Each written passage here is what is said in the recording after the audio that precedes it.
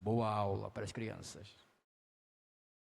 Então pode exibir aí o vídeo de 1 minuto e 8 segundos sobre o que nós não podemos dizer a quem está com depressão. Depois eu vou ler aqui, né? Porque ele fica mudo.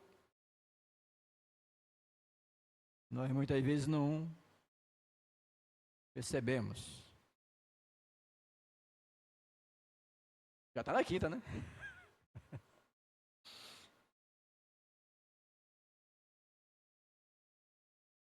(18h52).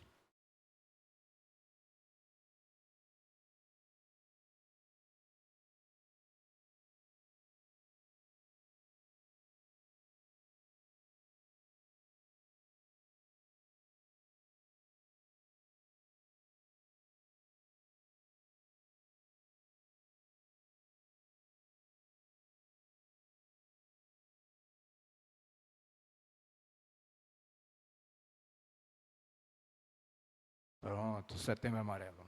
Então vamos ler aqui agora, né? 7 coisas que você não deve dizer a alguém com depressão. Primeiro, por que você não faz algo para superar isso?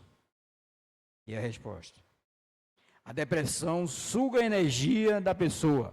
Dizer isso só faz com que ela se sinta mais culpada. Segundo, por que você não pode ser feliz? A doença faz com que as pessoas vejam o mundo de forma diferente. Forçar uma mudança pode piorar a situação. Terceiro, você não precisa de terapias ou remédio. É importante ter a mente aberta para o tratamento, pois muitas vezes só o mudar de estilo de vida não é o suficiente. Quarto, tem gente pior do que você. A depressão afeta a mente da pessoa e não indica que ela seja ingrata ou egoísta. Quinto, você deveria parar de ser tão negativo. Esse tipo de comentário faz com que a pessoa se reprima e só piore a sensação de solidão. Sexto, a culpa é sua. Relacionar a depressão com a culpa pode piorar ainda mais o quadro do doente. Você vai se sentir melhor amanhã. Depressão é uma doença e não melhora da noite para o dia. Com ajuda médica e apoio de pessoas, o paciente começará a melhorar com o tempo.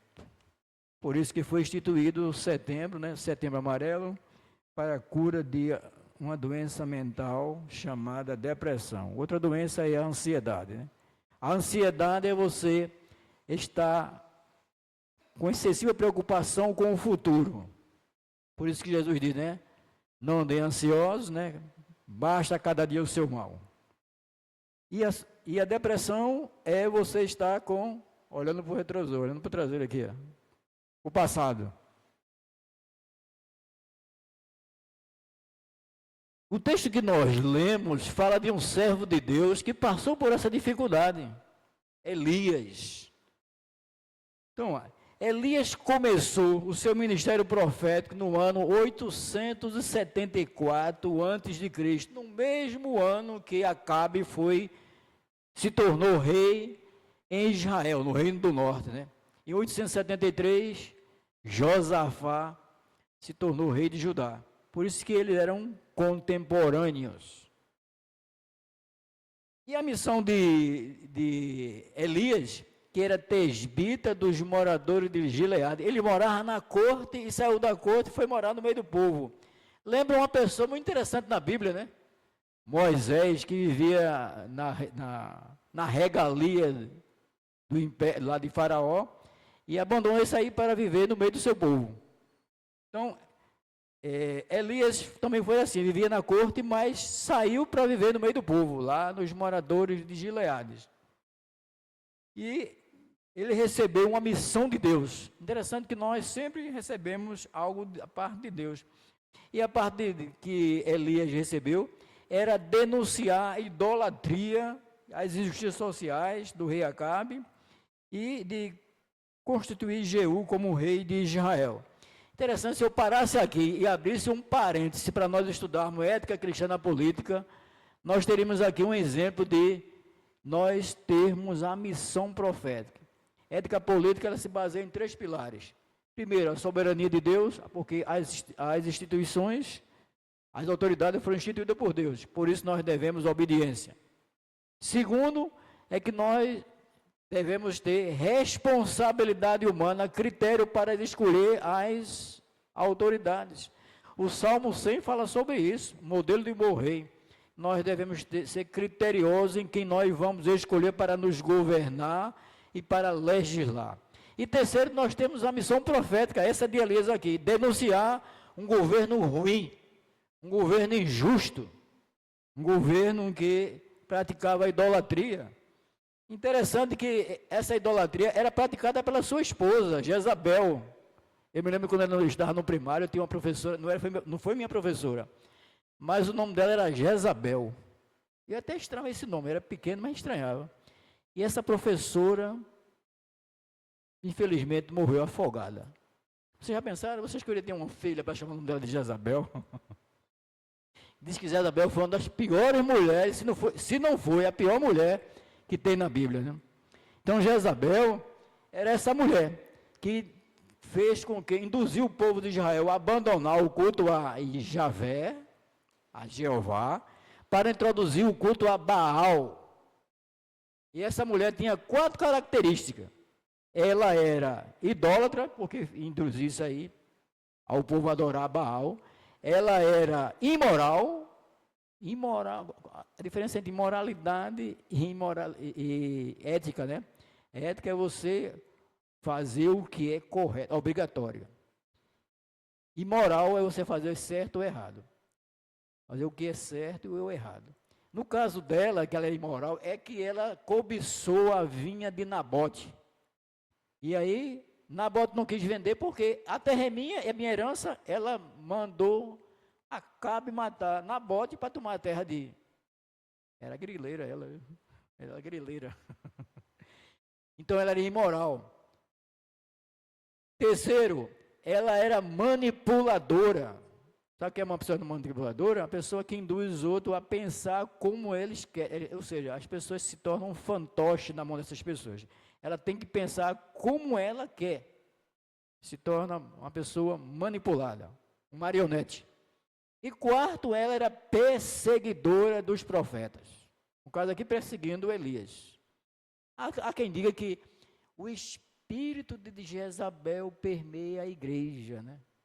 Mas daqui não é espiritismo não, ou seja, o propósito de Jezabel lá no passado, às vezes está dentro da igreja. E Jezabel era essa mulher que induziu Acabe a ser idólatra, ser uma pessoa, ser um rei assim, desse modo. E Elias foi levantado com esse propósito, para confrontar Acabe. Tanto é que lá no 1 Reis, capítulo 17, aí ele se encontra com Acabe, e Acabe pergunta a ele: és tu o perturbador de Israel? E Elias diz assim: não sou eu que perturba Israel, mas tu que adora a Balaíns. Confrontou a Acabe. E por causa disso ele foi o quê? Ele foi morar lá no Ribeiro de Querite, onde os urubus, os corvos, né? Os corvos alimentavam Elias. E depois Deus disse: olha, vai para Sarepta, que eu ordenei uma viúva a te sustentar. E ele foi para Sarepta, a viúva de Sarepta sustentou ele. E lá a dona da casa, o filho morreu, e lá vai Elias, ressuscitou o filho da mulher da dona da casa. Então essa é, assim, de um modo assim, superficial, o que foi o ministério do profeta Elias. E Elias, de repente, no texto que nós lemos aqui, quando ele teve aquele encontro no Monte Carmelo, no capítulo 18 de 1 Reis, que matou 450 profetas de Baal, ele teve medo de Jezabel. Jezabel disse: olha, o que tu fizesse com aqueles 450, eu te juro que antes de o sol se pôr, eu vou te matar. Veja, enfrentou 450 profetas de Baal e teve medo de uma mulher. E aí fugiu. E aí ele foge com medo de morrer. E aí nós vemos algumas características, né? Alguns sintomas de depressão. Primeiro é querer se isolar. Segundo é não querer comer, ou come demais ou come de menos, ou emagrece ou engorda demais. E terceiro é querer morrer, como se a morte fosse a solução para aquele problema. Por isso que a Associação Brasileira de Medicina de Emergência diz que está morrendo quase 30 pessoas por dia no Brasil por suicídio. E a maioria é por causa de depressão. Eu me lembro que em 1988, um pastor, os mais antigos conhecem essa história, né? O pastor da igreja de Areias, Silas Alexandrino, suicidou-se. E aí, o pensamento que a alma católica dos evangélicos brasileiros diziam assim: quem se suicida perde a salvação, vai para o inferno, né? E aí quem pregou no culto fúnebre desse pastor foi o pastor, se não me falha a memória, o pastor Valmir Soares. E ele pregou em Romanos 8, 33 e 34. Quem tentará acusação contra os eleitos de Deus? É Deus que os justifica. Quem os condenará? E aí, e geralmente quem faz um ato desse está realmente fora de si. Bom, mas aí Elias teve esse problema. E nessa noite nós queremos falar um pouco como foi que Deus tratou a depressão de Elias. Pode ser que não seja o nosso caso. A Bíblia ela é normativa e serve de norma, mas nem todas as pessoas são iguais. Então, a depressão ela tem uma característica clínica e tem uma característica espiritual. Aqui nós estamos tratando de uma característica espiritual. Mas as características clínicas da depressão são desinteresse, falta de motivação e apatia, falta de vontade e indecisão, desesperança, desespero, desamparo, vazio, ideias desproporcionais e frequentes de culpa, baixa autoestima, sensação de falta de sentido de vida, ruína, fracasso, doença e morte. Qual o sentido da vida, né? Vocês já perguntaram para você mesmo, qual o sentido da vida? Por exemplo, qual o sentido da vida no cristianismo? Sendo mais na escola dominical, né? O sentido da vida no cristianismo é que nós temos comunhão com Deus, tanto na vida quanto na morte. Sem mim, nada podeis fazer, diz Jesus lá em João 15, 5. Então, se nós não temos essa comunhão, se nós não tivermos a comunhão com Deus na vida e depois da morte, diz lá, né? Eu sou a ressurreição, a vida, quem crê em mim, ainda que morra, viverá. João 11, 25, 26, né? Então, comunhão na vida e na morte. Esse é o sentido de vida no cristianismo. Se você não tem esse sentido de vida, você está morto. É aquele que Silvano pregava, né? Nos cultos lá da Tabajara. Cadáver ambulante. Você é um cadáver ambulante. Então, sentido de vida, né? Então, como é que Deus trata a depressão de Elias? Em primeiro lugar, Deus mostra a sua história. Então, como é que foi a história de Elias, irmão? Vocês já pararam para ouvir a história de Elias? Então, Elias, quando nós lemos lá dos capítulos 17, 18, 19, 20, até quando ele é arrebatado num Uber de fogo, numa carruagem de fogo, né? Vocês imaginam, né? Hoje de manhã estava falando sobre isso, né? 2 Reis, capítulo 2, versículo 11, quando vê uma carruagem de fogo no redemoinho e leva ele, cai a capa em cima de Eliseu, e Eliseu se torna seu sucessor. Então, a primeira coisa que nós vemos na vida, na história de Elias, é que ele experimentou a provisão de Deus. Diz no capítulo 17 que quando ele tem um confronto com Acabe, ele foge para o ribeiro de Querite, e lá os corvos o alimentam, sustentam ele. E depois, quando aquele ribeiro seca, aí Deus diz assim: olha, vai para Sarepta, que lá eu ordenei uma viúva te sustentar. Isso está tudo no capítulo 17. No capítulo 18, ele tem o encontro mais emblemático da vida e da história de Elias, quando ele faz um desafio a 450 profetas de Baal, patrocinado por Jezabel, que havia introduzido o culto a Baal em Israel, abdicando o culto a Jeová. Vocês já pensaram? Uma nação que tem os oráculos de Deus, vem uma mulher, manipula o marido que é rei, para introduzir um culto idólatra. E aí Elias, vendo aquilo, desafia. Uma vez eu estava numa palestra sobre liderança de mocidade, no navio Logos, em 91, há 33 anos atrás, né? E um missionário da Califórnia falou: 450 pessoas sem Deus é 0. Uma pessoa com Deus é 1000. E aí Elias estava com Deus, valia mais do que 450. Matou os 400. E a gente sabe da história lá, né? Eles clamaram o dia todinho: clama mais alto, pode ser que o Deus de vocês não esteja escutando.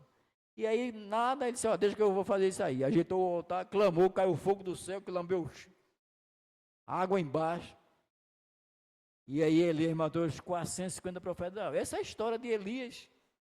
Ou seja, Deus, para tratar a depressão de Elias, mostrou a sua história, mostrou como foi o seu ministério, como ele vinha caminhando dentro de Deus. Ou seja, nas dificuldades, o que é que a gente aprende com isso? Que nas dificuldades nossas, nós devemos olhar lá para o começo. Lá diz lá, né, que nós não devemos, Zacarias fala que nós não devemos desprezar os humildes começos, lá quando nós começamos a nossa fé. Porque foi ali que Deus firmou você e começou a andar com você. E começou a mostrar o seu poder. Começou a mostrar coisas maravilhosas. Cada batalha, como se nós estivéssemos olhando num jogo, né? Cada batalha que você vence é um nível, vai passando de nível. Cada nível aumentando a dificuldade. E por isso que chegou nessa dificuldade aqui, e Elias diz: ó, esse nível daí eu não estou aguentando não. Só se Deus agir soberanamente. Então, a primeira coisa que Deus fez não foi criticar Elias, porque Elias se escondeu numa caverna, mas foi mostrar a sua história. Por isso que agora falando de Jeremias, né? Por isso que Jeremias, quando escreve as Lamentações, diz assim: quero trazer à memória aquilo que me pode dar esperança. E o que é que nos pode dar esperança lá em Jeremias? Primeiro são as misericórdias do Senhor, que são a causa de não sermos consumidos. Depois é a fidelidade do Senhor. Depois é o quê? Depois é a grandeza, depois é a salvação. A bondade, a grandeza, a salvação do Senhor. Então, é nesse momento que deve trazer à memória aquilo que dá esperança. E não ficar desesperado. Foi assim que Deus começou a tratar a Elias, a contrapor a sua mentalidade de que não tinha sentido viver. Primeiro mostrou a sua história. Segundo, Deus mostra o valor. Por que Deus mostra o valor? Porque Deus havia comissionado ele. Então, se Deus comissionou ele, porque Deus confiava nele. Ou seja, você tem valor. A gente canta aqui muitas vezes, né? Aquele hino de Armando Filho. Mas porque você tem valor? Porque Deus confiou em você. Deus apostou em você e sabe que você tem condições de cumprir. Eu estava comentando aqui uma vez com o presbítero Otávio Brito, né, que antes da minha conversão, dois textos de Isaías que falou, que ainda hoje fala, né? Ainda hoje fala. Isaías 41, 9 e 10. Quando ele fala especificamente para Israel. Naquele dia falou para mim: tu és meu servo, eu te escolhi, não te rejeitei. Não temas porque eu sou contigo, não te assombres porque eu sou teu Deus. Eu te fortaleço, eu te ajudo e te sustento com a destra da minha fidelidade. 8 declarações de Deus. Essa declaração de Deus, ela foi necessária quando eu fui indicado para presbítero, né? E eu fiquei com medo de ser presbítero. Cadê Paulo? Paulo de Tarso. Eu fiquei com medo de ser presbítero, né? E aí o pastor Heraldo disse, vá orar e peça a Deus confirmação. Aí veio novamente Isaías 41, 9 e 10. Não temas, porque eu sou contigo. Se Deus é comigo, fazer o quê, né? Foi feita a história que eu contei lá na igreja de Areias, né? Eu fui indicado para diácono em 86, em outubro de 86. A eleição era mais ou menos em começo de novembro. E quando eu fui examinado pelo conselho, eu disse para o pastor Sebastião Moura, pastor, eu não posso ser oficial da igreja, porque, primeiro, eu não venho de outra igreja, se eu viesse de outra igreja, até poderia ser concorrer, sendo presbiteriano, né? Porque eu não tenho, segundo a Constituição, 1 ano de admissão como membro comungante da Igreja Presbiteriana de Peixinhos. Aí o pastor Sebastião disse mesmo assim, como se fosse hoje. E se o conselho aprovar, o presbítero Otávio aqui ainda fazia parte na época, talvez ele não se lembre, né? Mas eu me lembro. E se o conselho aprovar você e você for eleito, você aceita? Fazer o quê, pastor? Então, se você for eleito, no dia 31 de dezembro, quando fizer 1 ano que você se batizou, eu lhe ordeno diácono. Eu poderia dizer mais o quê? Nada. Então, fui aprovado, fui para a eleição, fui eleito e o pastor esperou quase 1 mês, quase 2 meses para poder, que geralmente naquela época, né, fazia batismo, ordenação, posse de direito, que hoje ainda faz no final do ano. Então, Deus confiou a Elias um ministério. E esse ministério, ele dava valor ao seu passado. Olha, você foi chamado para confrontar a idolatria dessa nação. Quando uma nação tem um dirigente idólatra, quando a nação tem um dirigente que não teme a Deus, essa nação vai ser arruinada. E logo quem? Israel. E ele estava ali para proclamar, se levantar alguma pessoa para se opor àquela situação. Então mostrou o valor do passado de Elias. Que obra Deus confiou em nossas mãos, irmãos? A oração sacerdotal de Jesus Cristo, lá em João capítulo 17, no versículo 4, diz mesmo assim, ó, eu te glorifiquei na terra, consumando a obra que tu me confiaste. Jesus dizendo, nós podemos dizer o mesmo que Jesus disse, eu estou te glorificando na terra com a obra que tu me confiaste para fazer. E sabe qual foi a obra que ele confiou para nós fazermos? Ele confiou o evangelho. E o que é que nós temos feito com o evangelho?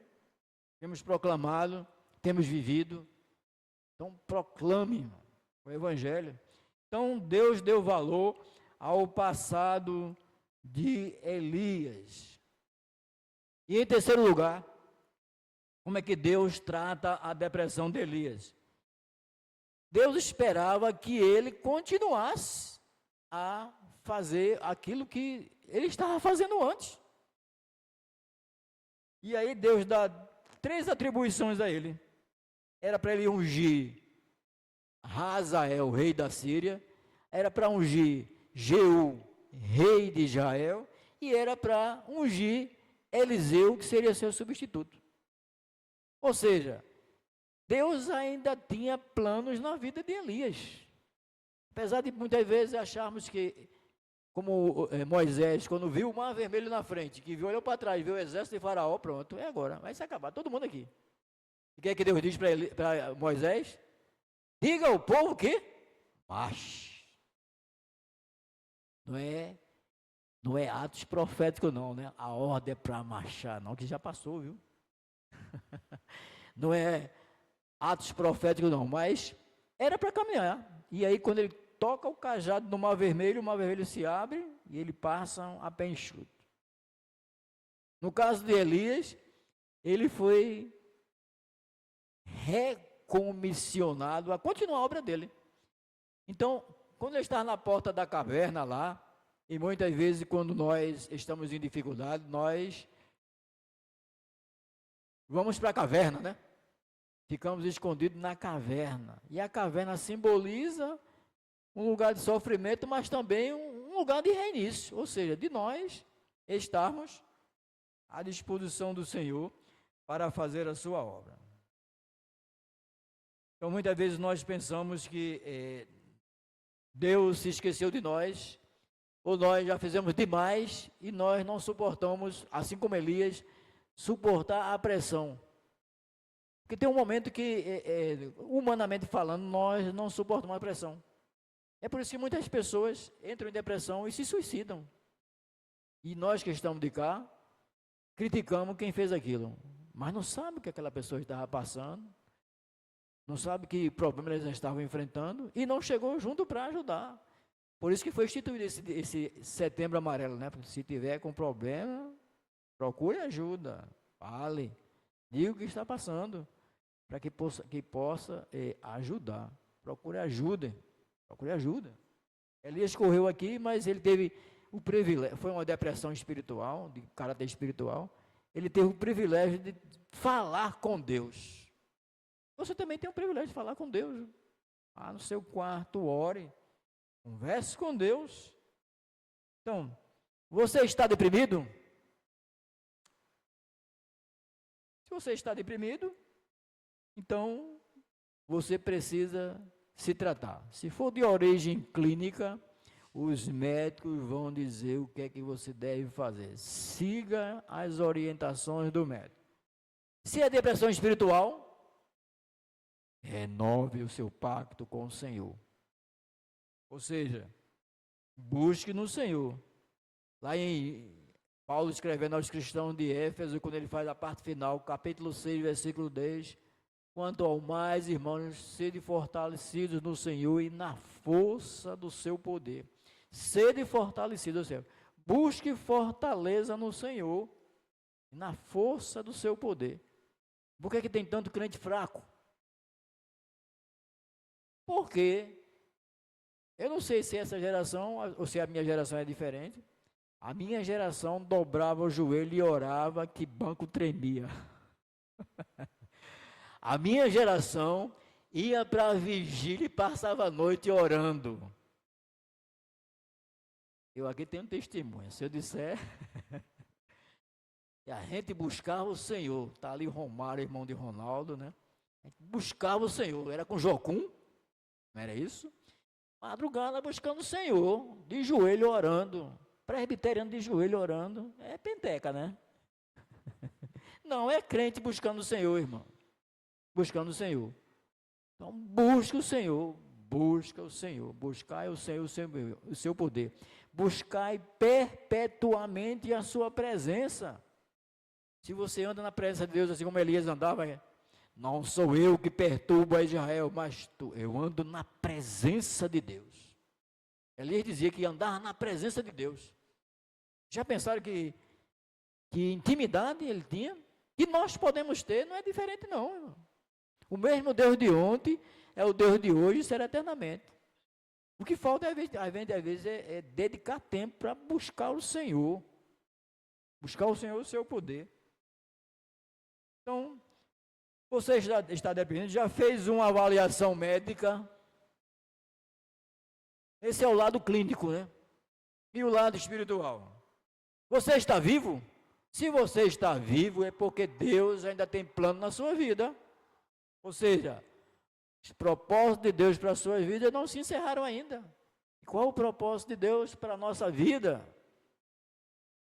De um modo geral, irmãos, Romanos 1,7 diz lá, né? Que nós fomos chamados para ser o quê? Romanos 7 diz que nós fomos chamados para ser santo. Santo significa separado para uso exclusivo de Deus. 1 Pedro 2,9 diz assim: vós, porém, sois raça eleita, sacerdócio real, nação santa, povo de propriedade exclusiva de Deus, a fim de proclamar das virtudes daquele que vos chamou das trevas para a sua maravilhosa luz. Então, você é propriedade de Deus. Então, Deus tem um propósito na sua vida, ser uma nação santa, um sacerdócio real, raça eleita. Aqui vem a eleição, né? Se nós estamos aqui, todos que estão aqui foram eleitos. Isso quer dizer o quê? Deus nos escolheu. Quem é eleito não morre na incredulidade, porque no tempo, nós não somos hipercalvinistas não, viu? Mas no tempo, proclamando o evangelho da responsabilidade humana, as pessoas são iluminadas e aceitam o evangelho. Então, o propósito de Deus, qual o propósito de Deus para a nossa vida, né? Nós sermos santos, ou seja, o propósito de Deus é que o seu povo seja um povo santo. E como é que esse povo vai ser santo, hein? Esse povo vai ser santo todo dia, every day, todo dia, lutando contra o pecado. Fazei morrer a vossa natureza terrena. Por isso que a gente está nessa luta aí, né? Hoje de manhã está estudando na escola dominical. Gálatas 5,16 diz lá, né? Que devemos andar no Espírito e não na carne, porque a carne milita contra o Espírito contra a carne, pois ambos são o quê? Adversários. Essa é a nossa luta, andai no Espírito. E quando fala andai no Espírito, está no imperativo, e o imperativo é uma ação verbal que indica que é uma ordem, e ordem de Deus é para ser cumprida. Segundo, é que nós tenhamos um caráter igual ao de Cristo. Lá em Romanos 8,29 diz que o desejo de Deus é que nós nos tornemos a imagem daquele que nos criou, ou seja, nós sejamos um clone de Jesus, sejamos uma cópia de Jesus. Então nós temos que ter o caráter de Cristo. E como é que Cristo era? Então nós vamos lá, manso e humilde de coração, e aí vem, né? O caráter de Cristo, manso e humilde de coração. Então Deus quer que nós sejamos isso, é o propósito de Deus para nós. Por isso que nós estamos aqui. Ainda não morremos, nem terminou a obra de Deus em nossa vida. E no dia que terminar, né? Paulo diz lá em Filipenses 1,6, né? Estou plenamente certo de que aquele que começou boa obra em vós, há de completá-la até o dia de Cristo Jesus. Isso é o quê? O quinto ponto do calvinismo, né? Perseverança dos santos.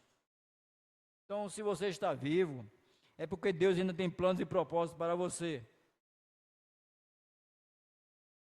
Ou seja, Deus quer que você volte a confiar nele e retornar para o caminho do Senhor,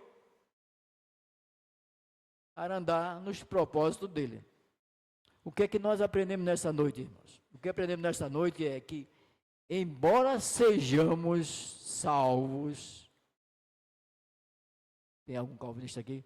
Predestinados, eleitos, nós passamos por dificuldade. Ou seja, muitas vezes essas provações, diz lá Tiago, né, nós lemos no livro, que as provações vêm para fortalecer a nossa fé. Ela tem um propósito didático, as provações. É para fortalecer a nossa fé. Paulo diz em Romanos que a provação, a tribulação, ela produz experiência e perseverança. Tem um propósito didático. O sofrimento tem um propósito didático. É para que nós aprendamos a obediência. Por que toda hora, todo instante, Deus está provando nós? Está nos provando. Porque Deus confia o Evangelho, mas não confia em nós. Por isso que nós somos provados. Veja, era Abraão já velho de idade, teu único. Aí Deus faz o que Deus faz com Abraão? Me dá teu filho, teu único filho. Mas, Senhor, já aprovei que sou fiel, né, mas eu quero. E aí ele dá. E aí, na hora que ele vai matar Isaac, aparece um carneiro lá e qual é a frase que diz lá? Jeová Jirê, Deus proverá, né? Por quê? Porque ele precisava provar. Já sei que tu temes ao Senhor porque tu não negaste teu único filho. E ali simboliza a ressurreição de Isaac, que é a ressurreição de Jesus, que é a nossa ressurreição. O Cordeiro apareceu ali para morrer no lugar nosso. Então, se você está vivo, é porque Deus já tem plano na sua vida. Então, mesmo que você seja uma pessoa salva, você não está isento de passar por zona de tribulação, não. Turbulência, né, em aviação. Então, pode ficar certo. O destino final é certo, mas o caminho muitas vezes tem tribulação, tem turbulência. De modo que nós não devemos parar no caminho, nem se esconder em caverna, nem ter medo da morte, nem ter medo dos inimigos, né? De Jezabel. Tá certo? Em segundo lugar, é que nesse momento Deus se levanta para nos ajudar. Diz lá, né? Eu te sustento, eu te fortaleço, eu te ajudo. Não era com o servo de Israel, não era Israel seu servo. Nós não somos descendentes de Abraão pela fé, então é para nós a promessa. As promessas de Deus feitas para Abraão, para Israel, é para nós também. Então Deus, nós somos servo do Senhor. E vocês sabem que é servo do Senhor, inclusive até botei aí no zap para vocês, né? O que é ser servo de Deus? Ser servo de Deus é desfrutar de uma posição de confiança e privilégio na presença de Deus.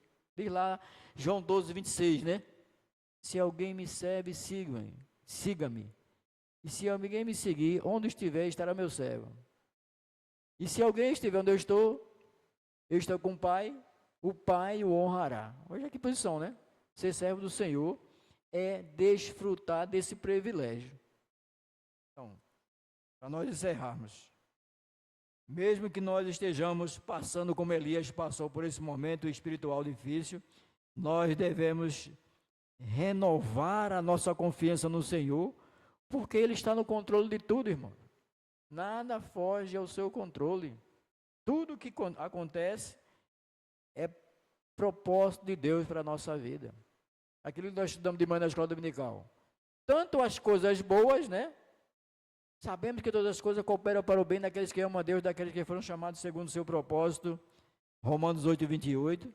Então, as coisas boas são manifestação da graça. Mas as coisas ruins aos nossos olhos é manifestação da providência. Providência de Deus. Providência de Deus na vida de Elias. Permitiu que Jezabel desse um ultimato. Eu vou mandar te matar. Não corra não, vou mandar matar você. Está num tiro de 12. E Elias correu com medo. Fugiu, né? Quem não fugiria, né? Depois de um embate daquilo, né? Então vamos orar ao Senhor, pedindo a Ele que não somente as pessoas que sofrem de depressão clínica, mas também de um modo geral, que Deus possa assisti-las e darem um ânimo, usar pessoas para trazer uma palavra de ânimo, né? De encorajamento. Não critique as pessoas porque elas estão naquele estado, mas reanimem, né, no Senhor. Vamos orar?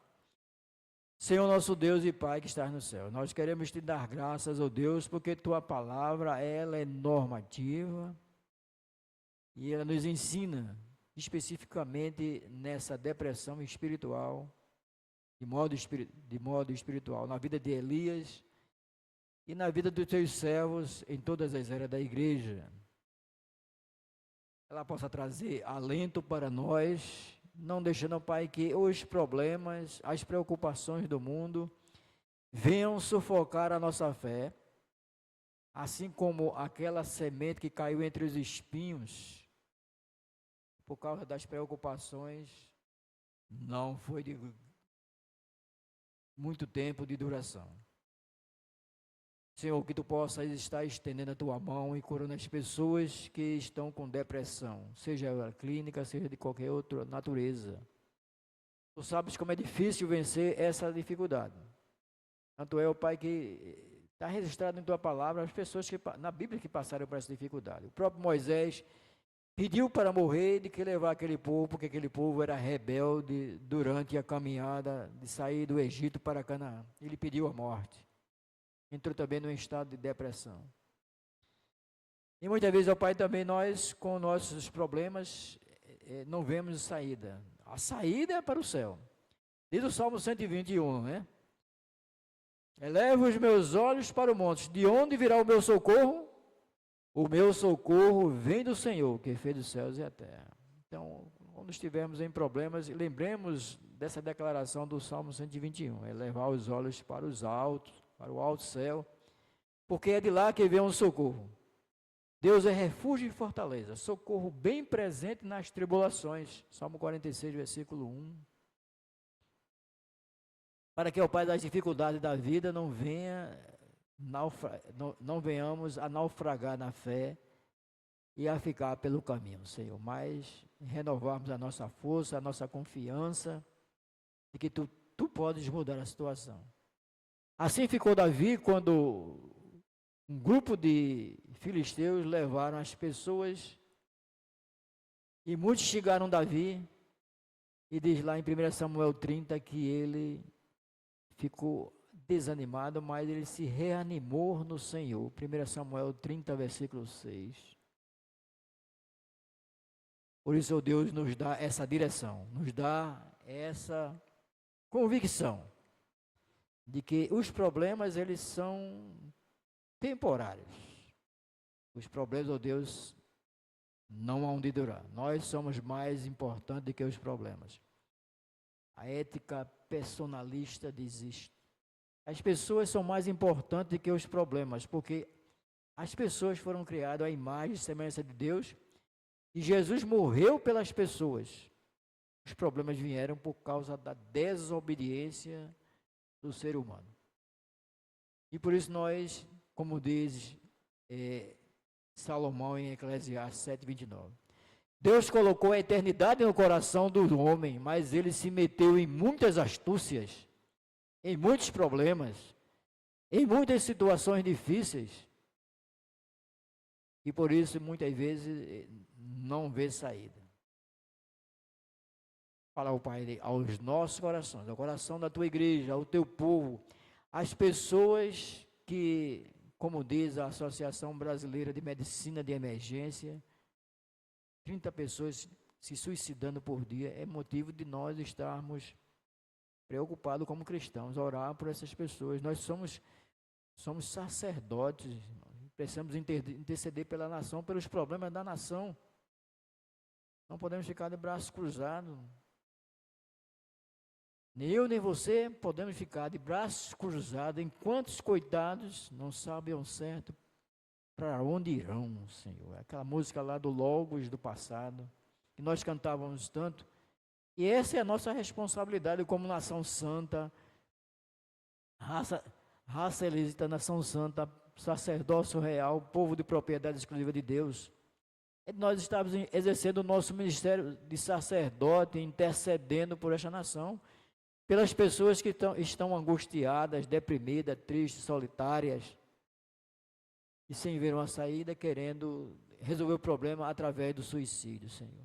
Tem misericórdia, ó Pai, e que nós possamos estar intercedendo, não somente pelas pessoas cristãs, evangélicas, que também podem passar por esse problema, mas também pela nação.